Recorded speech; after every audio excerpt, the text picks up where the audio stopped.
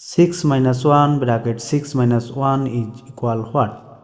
Here 6 minus 1 gives us 5. Multiply this 6 minus 1 gives us 5. 5 times 5 gives us 25. But this answer is not correct. Now I will apply PEMDAS rule to solve this math correctly. Here PEMDAS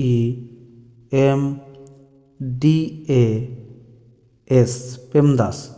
According to PEMDAS rule, at first we have to work with parentheses, then exponent, then multiplication or division, then addition or subtraction.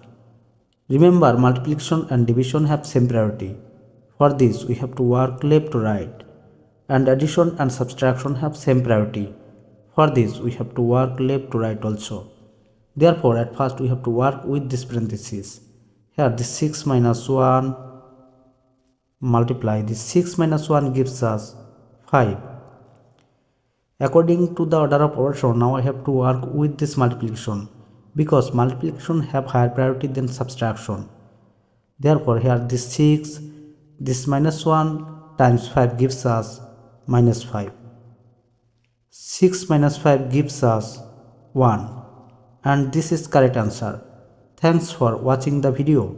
Please like, comment, share and subscribe.